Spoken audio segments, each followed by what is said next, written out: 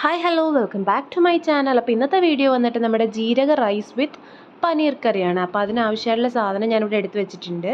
അപ്പോൾ ഒരു 8 തക്കാളി കട്ട് ചെയ്തത്, അതേപോലെ തന്നെ സവാള, ഇഞ്ചി, വെളുത്തുള്ളി, പച്ചമുളക്, ഇത്രയാണ് ഞാൻ എടുത്ത് വെച്ചിരിക്കുന്നത്. അപ്പോൾ ഇത്രയാണ് നമുക്ക് മെയിനായിട്ട് വേണ്ടത്. അപ്പോൾ നമ്മൾ എന്താ ചെയ്യേണ്ടതെന്ന് വെച്ചാൽ ഫസ്റ്റ് നമ്മളൊരു പാൻ എടുത്ത് അടുപ്പത്ത് വെക്കുക, അതിലേക്ക് എണ്ണ ഒഴിക്കുക. എണ്ണ എന്ന് പറഞ്ഞാൽ ഞാൻ സൺഫ്ലവർ ഓയിലാണ് എടുത്തേക്കുന്നത്, പച്ച വെളിച്ചെണ്ണ അല്ല. എന്നിട്ട് അതിലേക്ക് നമ്മുടെ സവാള, വെളുത്തുള്ളി, പച്ചമുളക്, ഇഞ്ചി നന്നായിട്ടിട്ട് നന്നായിട്ടൊന്ന് ഇളക്കിയെടുക്കുക. അപ്പം നമ്മുടെ ചിക്കൻ ആവുന്നത് വരെ, ചിക്കന് ഉണ്ടാക്കുന്നത് പോലെ നന്നായിട്ട് അങ്ങോട്ട് വഴറ്റിയെടുക്കണ്ട. ജസ്റ്റ് അതിൻ്റെ പച്ചമണം മാറുന്നത് വരെ നന്നായിട്ടൊന്ന് വഴറ്റിയെടുക്കുക. എന്നിട്ട് നമ്മൾ ചെയ്യേണ്ടത് എന്താണെന്ന് വെച്ചാൽ അതിലേക്ക് നമ്മൾ അരിഞ്ഞു വെച്ചിരിക്കുന്ന നമ്മുടെ തക്കാളി കൂടി ആഡ് ചെയ്ത് കൊടുക്കുക. അപ്പം തക്കാളിയാണല്ലോ നമ്മുടെ മെയിൻ ഇൻഗ്രീഡിയൻറ്റ്. അപ്പോൾ അതുകൊണ്ട് തന്നെ നമ്മൾ 8 തക്കാളി മുറിച്ച് വെച്ചതും കൂടി ആഡ് ചെയ്ത് കൊടുക്കുക. എന്നിട്ട് അതിന് മുകളിലേക്ക് 1 സ്പൂൺ ഉപ്പ് കൂടി ചേർത്ത് നന്നായിട്ട് ഇളക്കി യോജിപ്പിക്കുക. അപ്പോൾ ഇത്രയാണ് വേണ്ടത്. എന്നിട്ട് അത് നന്നായിട്ടൊന്ന് നമ്മുടെ തക്കാളി നന്നായിട്ട് വെന്ത് അതിലെ ചാറൊക്കെ പുറത്ത് വരുന്നത് വരെ നന്നായിട്ടൊന്ന് മീഡിയം ഫ്ലെയിമിലിട്ട് നല്ലതായിട്ട് വേവിച്ചെടുക്കുക.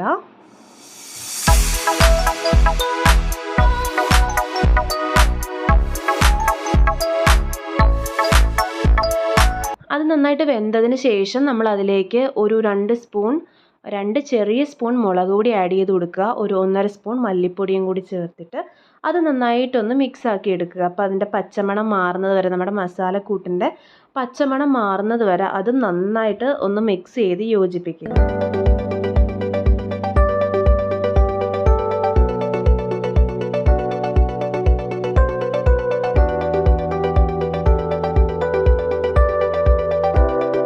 അതിനുശേഷം അതിൻ്റെ അകത്തേക്ക് നമ്മൾ ആഡ് ചെയ്യുന്നത് നമ്മുടെ പനീർ ബട്ടർ മസാലയാണ്. അതൊരു 2 സ്പൂണാണ് ഞാൻ ഇതിൻ്റെ അകത്ത് ആഡ് ചെയ്യുന്നത്. ഒരു 2-2.5 സ്പൂൺ നിങ്ങൾക്ക് ആഡ് ചെയ്യാവുന്നതാണ്. അപ്പോൾ നിങ്ങളൊരു ടേസ്റ്റ് അനുസരിച്ച് നിങ്ങൾക്ക് ആഡ് ചെയ്ത് കൊടുക്കാവുന്നതാണ്. എന്നിട്ട് അത് നന്നായിട്ട് എല്ലായിടത്തും എത്തുന്ന രീതിയിൽ നന്നായിട്ടൊന്ന് യോജിപ്പിച്ചെടുക്കുക. ആ തക്കാളിയിലൊക്കെ പറ്റുന്ന രീതിയിൽ നന്നായിട്ടൊന്ന് യോജിപ്പിച്ചെടുക്കുക.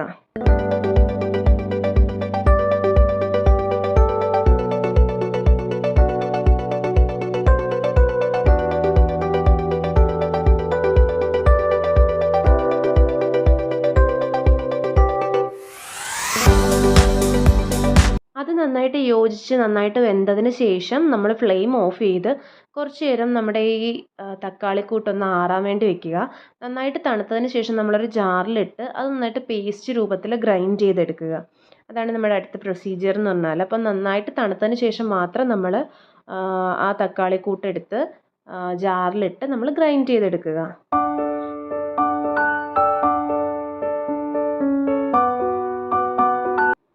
അതിനുശേഷം നമ്മൾ ആ പാൻ തന്നെ അടുപ്പത്ത് വെച്ച് കുറച്ച് ഓയിൽ ഒഴിക്കുക. എന്നിട്ട് അത് നന്നായിട്ട് ചൂടായി വരുമ്പോൾ നമ്മൾ ആ ഗ്രൈൻഡ് ചെയ്ത് വെച്ച ആ പേസ്റ്റ് രൂപത്തിലാക്കി നമ്മുടെ തക്കാളി കൂട്ട് നമുക്ക് ആഡ് ചെയ്ത് കൊടുക്കാം. എന്നിട്ട് അത് നന്നായിട്ട് ചേർത്ത് നമ്മുടെ എണ്ണയുമായിട്ട് നന്നായിട്ട് ഇളക്കി യോജിപ്പിച്ചെടുക്കുക. അപ്പോൾ നമ്മുടെ ആ എണ്ണയിൽ നിന്നും ആ പാത്രത്തിൽ നിന്ന് വിട്ട് വരുന്ന രീതിയിൽ അത്രയും നേരം നമ്മൾ നന്നായിട്ടൊരു മീഡിയം ഫ്ലെയിമിൽ വെച്ചിട്ട് നന്നായിട്ടൊന്ന് ഇളക്കി യോജിപ്പിച്ച് കൊടുക്കുക.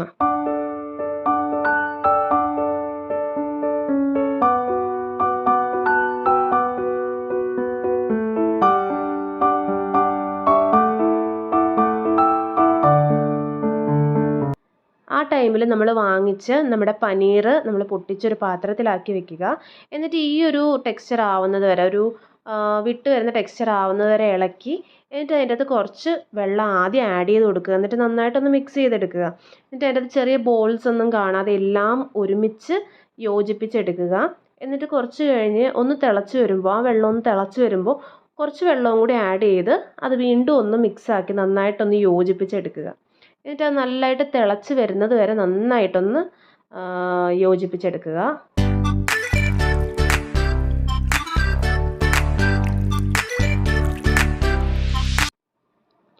അത് നന്നായിട്ട് ഇളക്കിയതിന് ശേഷം അതിൻ്റെ അകത്തേക്ക് കുറച്ച് നമുക്ക് കുരുമുളക് പൊടി ആഡ് ചെയ്ത് കൊടുക്കാം. ഒരു സ്പൂണോ 1.5 സ്പൂണോ കുരുമുളക് പൊടിയും കൂടി ആഡ് ചെയ്തിട്ട് അത് നന്നായിട്ടൊന്ന് മിക്സാക്കി എടുക്കുക. എന്നിട്ട് അത് നന്നായിട്ടൊന്ന് തിളച്ച് വരുമ്പോൾ, ആദ്യത്തെ തിള വരുമ്പോൾ തന്നെ നമ്മൾ എടുത്തു വെച്ചിരിക്കുന്ന പനീർ നമുക്ക് ആഡ് ചെയ്ത് കൊടുക്കാവുന്നതാണ്. കുറേശ്ശെ ലോ ഫ്ലെയിമിലാക്കിയിട്ട് നമുക്ക് നമ്മുടെ പനീർ ആഡ് ചെയ്ത് കൊടുക്കാം. ഇട്ടതിന് ശേഷം അതും നന്നായിട്ടൊന്ന് മിക്സ് ആക്കി എല്ലായിടത്തും എത്തുന്ന രീതിയിൽ നന്നായിട്ടൊന്ന് യോജിപ്പിച്ചെടുക്കാം.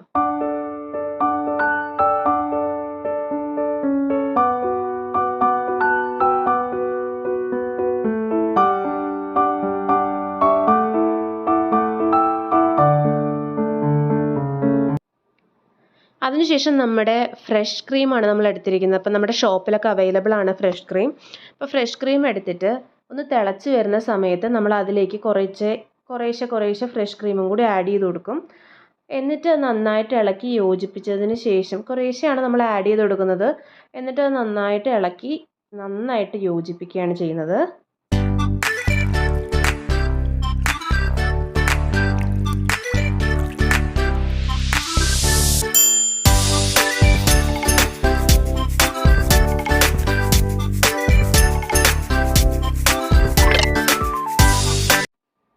അതിനുശേഷം ലാസ്റ്റ് നമ്മളൊരു പിഞ്ച് പഞ്ചസാരയാണ് ഇടുന്നത്. കാരണം നമ്മുടെ ടേസ്റ്റ് ഒന്ന് ബാലൻസ് ആവാൻ വേണ്ടിയിട്ട് പഞ്ചസാര ഇട്ട് കൊടുത്തു. എന്നിട്ട് അതിന് മുകളിലായിട്ട് നമ്മൾ കുറച്ച് മല്ലിയിലയും കൂടി ആഡ് ചെയ്ത് കൊടുത്തു. ഒന്ന് കളർഫുൾ ആയിക്കോട്ടെ എന്ന് വിചാരിച്ചിട്ട് കുറച്ച് മല്ലിയിലയും കൂടി ആഡ് ചെയ്തു. എന്നിട്ട് നമ്മൾ ഫ്ലെയിം ഓഫ് ചെയ്ത് അടച്ച് വെക്കുകയാണ്. ഇത്രയേ ഉള്ളൂ നമ്മുടെ ടേസ്റ്റി ആയിട്ടുള്ള വളരെ സിമ്പിളായിട്ട് നമ്മൾ ഉണ്ടാക്കിയ നമ്മുടെ പനീർ കറി റെഡിയാണ്. ഇനി നമുക്ക് എന്താ ഉണ്ടാക്കേണ്ടതെന്ന് വെച്ചാൽ ജീരക റൈസാണ്. അപ്പോൾ അതിന് വേണ്ടിയിട്ട് ഒരു കലത്തിൽ ഞാൻ അത്യാവശ്യം വെള്ളം എടുത്തു. അതിലേക്ക് പട്ട, ഗ്രാമ്പൂ എന്നിവ ചേർത്ത് ഒന്ന് നന്നായിട്ട് ചൂടാക്കി എടുക്കാം. എന്നിട്ട് വെള്ളം നന്നായിട്ട് ചൂടായതിന് ശേഷം നമ്മൾ കഴുകി വെച്ചിരിക്കുന്ന നമ്മുടെ അരി അതിലേക്ക് ആഡ് ചെയ്ത് കൊടുക്കുക. ഞാൻ ഇതിൻ്റെ അകത്ത് ഇവിടെ ബസുമതി റൈസാണ് എടുത്തിരിക്കുന്നത്. അപ്പം അത് നന്നായിട്ട് കഴുകി വെച്ചിരിക്കുന്നത് നന്നായിട്ട് ആഡ് ചെയ്ത് കൊടുത്തു. എന്നിട്ട് ഞാൻ അതിലേക്ക് 1 സ്പൂൺ ഉപ്പാണ് ഇട്ട് കൊടുക്കുന്നത്. എന്നിട്ട് നമ്മുടെ നാരങ്ങ നീര് ഞാൻ പിഴിഞ്ഞു വെച്ചിരിക്കുന്നത് അതും ഒഴിച്ചു കൊടുക്കുകയാണ്.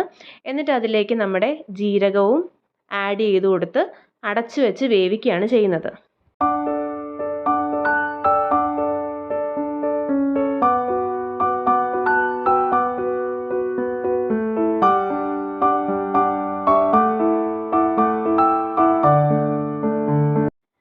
അപ്പോൾ ഇടയ്ക്ക് നമ്മൾ വെന്തോന്നൊന്ന് നോക്കുക. അപ്പോൾ വെന്തിട്ടുണ്ടെങ്കിൽ നമ്മളത് ഊറ്റി വെള്ളം കളഞ്ഞ് നമ്മൾ അരി മാത്രം ചോറാക്കി എടുക്കുക. എന്നിട്ട് നമ്മളൊരു പാത്രത്തിലേക്ക് മാറ്റി വെക്കുകയാണ്. അതിനുശേഷം ഞാൻ ഇവിടെ ഒരു പോർഷൻ വിട്ടു പോയിട്ടുണ്ട്. അപ്പോൾ ഒരു ചീഞ്ചട്ടി വെച്ച് അതിലേക്ക് കുറച്ച് നെയ്യ് ഒഴിച്ച് അതിലേക്ക് ജീരകം ഇട്ട് നന്നായിട്ടൊന്ന് വഴറ്റിയെടുക്കുന്നുണ്ട്.